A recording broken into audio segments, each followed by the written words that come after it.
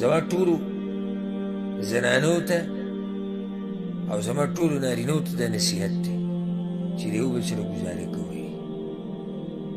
شیطان ګوره انتهایی کوشش کوي چې په معمولي خبره د ښځې د خاوند سره جګړه راشي او د خاوند د ښځې سره راشي او خبره بیا طلاق ته ورسي او بیا د دواړو کورونو مشران کیني او جرګې پکې کیني تر دې چې قتل ته پکې هم خبرې رسېدلې دي. نو زړه به د یو بل نه بدوئ، په معمولي خبرو به جګړې نه کوئ او کامل څوک نه دی، پوره هېڅ څوک نه دی. دې بعضو ته چې وګورئ دې هلکانو ته نو که ښځې معمولي لکه صحیب پکې وي ولکه دا سړي لور نه ده او دا داسې ده دا تړه او ته به وایې چې دې ښه مزېدار ښه پوره دی په هر څه کې. ما تاسو ته هغه کیسه ذکر کړې وه که نه د مصر د یو عالم، یعنې د زمونږ د سړو هغه امیدونه څنګه یې ارمانونه او په خپله به دومره داسې سړی که نه لکه بېادبي دې معاف وي او که دا خبرې سختې داسې سړی وي چې ډوډۍ به ورسره هم ونه خوري. رښتیني چې که نه دومره کرکه به دې کېږي چې داسې په بد حال به ګرځي چې ډوډۍ به ورسره هم ونه خوري. خو دیم ګورې ښځه کې څه مواصفات غواړي، دیم څوک دی. نو هغه عالم ته یو خط راغی و ما یې درس اورېدو دا خبره ما ډایري کې واورېده. هغه بیا هغه خط هغه کې هغه یې وپاڼه نو هغه ورته لیکلي دي چې شیخ زما یو خدمت دی د الله دپاره وکړو، زه واده کول غواړم خو داسې ښه جنۍ راته میلاو نه شوه. نو که ستاسو په نظر کې څوک داسې یي خو چې داسې یي چې ښایسته یي دنګه یي تکې شنې سترګې او د قوم او د نسب نه زورور یي، یعنې ښه خانداني او چې د رنګ نه تکه سپینه یي او چې دیني سبق یې ویلی عالمه یي او چې دنیوي یې ویلی او چې کوړمې مالدار یي لکه مور پلار یې څه مالدار یي او په پخلي او په دې هر څه پوهېږي او دا لیګی د مواصفات ذکر کوي. دا د ښځې دا چې ته ځان له فارغه ناست یې که نه او جمع کړي دي هر څه. نو هغه شیخ چې دا هر څه ووایي بیا ورته ووایي زه به لوی خر یمه که داسې جنۍ زما په نظر کې او تا ته یې ویمه زه یې ځان له ولې نه کوم چې داسې جنۍ زما په نظر کې راغله زه به په تا پسې ګرځم، زه په خپله ولې نه ورځم چې واده وکړي لیونی یم زه بل ته وایم. او دا خو ده رښتیا اوس که موږ ته داسې څوک مواصفات ونه میلاو شي نو ستاسو څه خیال دی؟ زه بیا په تاسو پسې ګرځم چې یاره هغه پلاني ښځه نه وکړه پلاني نه وکړې. خو هسې ما دا خبره وکړه ما یې د دې ځوان زړه ته څه نه کېدو، زړه ته یې څه کېدو، زړه ته یې څه نه کېدو. پوره لیست یې لیکلی دی، پوره لیست ښکلي او درنۍ او دروند خاندان او سکول سبق یې ویلی او دغه یې ویلی او پلانې یې ویلی او ده یې ویلی او دې ته نه ګوري چې په ده کې څومره کمي دي، دې ته نه ګوري. دا خبره په قرآن کې هم شتي، دا خبره په حدیث کې هم شتي.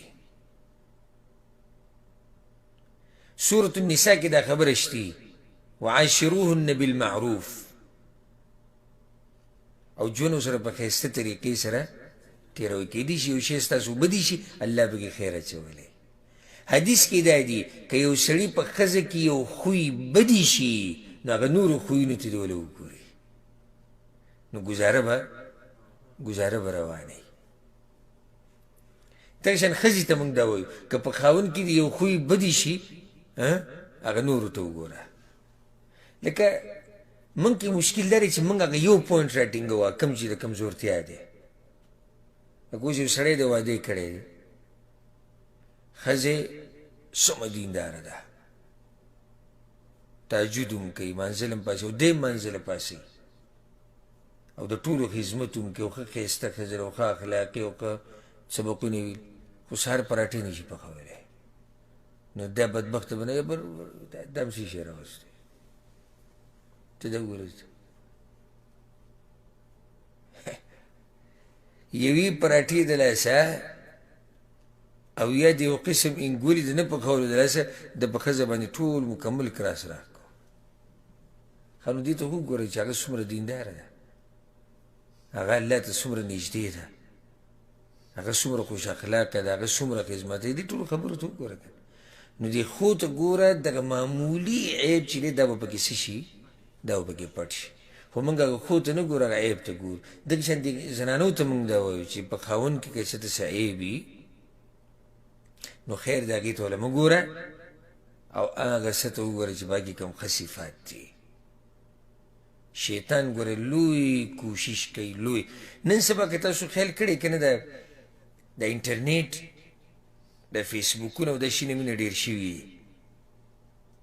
دي، رشتې هم کمزوري شوي دي. څومره چې دا فتنې او ګناهونه او د هر څه ډېرېږي نو شیطان ته لار کولاویږي، شیطان ته لار کولاوي. پوښه کوم ځای کې دا ټیویان او دا ډیشونه او دا انټرنیټ او دا موبایل دا وي. اوس یو زنانه په کور کې فیسبوک چلوي، والعیاذ بالله والعیاذ بالله. مې سره په دې وي چې زنانه ته څه ضرورت دی چې فیسبوک چلوي، الا عند الضروره، الا عند الضروره چې ضرورت یې بس صحیح ده. دین یې زده کوي، یو خاص ځای ګوري، یو خاص مسله ګوري، یو خاص ویب سایټ کولاوي، هغې نه سبق وایي، یو کتاب یو دا جدا مسله ده. لکه وخته پورې، خاص ټیمه پورې، خو چې هر وخت ورسره فیسبوک وي او آی ډي په دې کې هم کولاوي او په ټیک ټاک کې هم کولاوي او په هر څه کې کولاوي او دا هلکان ګوري را ګوري او کله یو قسمه ویډیو مخې ته راځي او کله بل قسمه ویډیو مخې ته راځي او کله بل. د دې به د خاوند سره دا مینه داسې پاتې شي؟ نه پاتې کېږي. مخکې څه چلو؟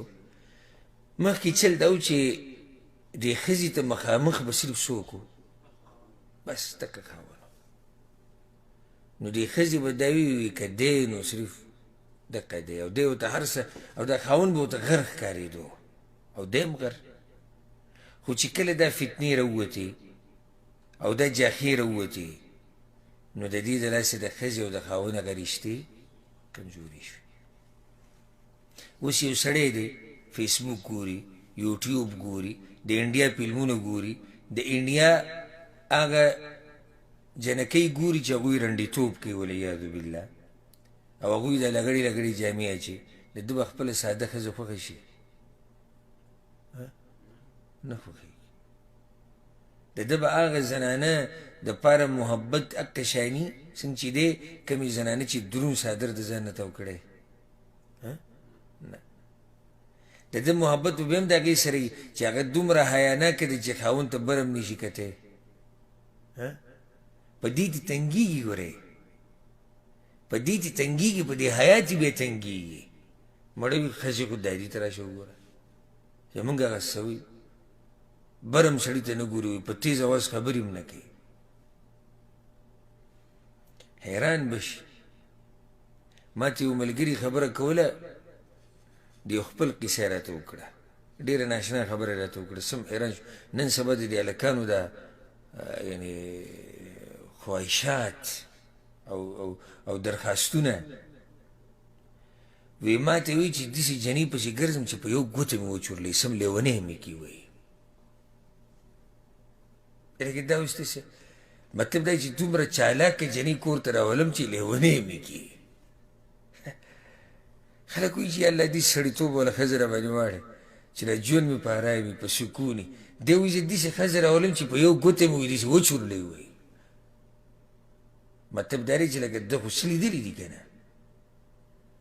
د ګن بلای لیدلې ده که نه، جاخې کتلي دي، فلمونه یې کتلي دي، ډمتوب یې کتلی. دی اوس وایي چې زه داسې جنکۍ راولم. نو هغه مؤمن، هغه ساده چې په دې قصو نه پوهېږي او خپل رب پېژني او د خپل خاوند حق ادا کوي، او د خاوند د خپلوانو حق ادا کوي غریبه د دې زړه تور شو که تور نه شو تور شو دا شیطان یو لاره ومونده اوس لویه موقع د شیطان ته نو د خپلې رشتې مضبوطې راونیسئ د خپلې رشتې مضبوطې راونیسئ او شیطان چې د کومې وسوسې در اچوي د هغې نه ځان لرې ساتئ او معمولي خبره باندې د ښځو سره مه ورانېږئ او نه ښځو له پکار دی چې په معمولي خبره باندې خاوندانو سره وران شي او که چېرته څه مسله رام شي نو د یو بل سره ګزاره پکار ده خبره زما نه ډېره اوږده شوه خو هلته د حدیث سره دا مسله راله او دا د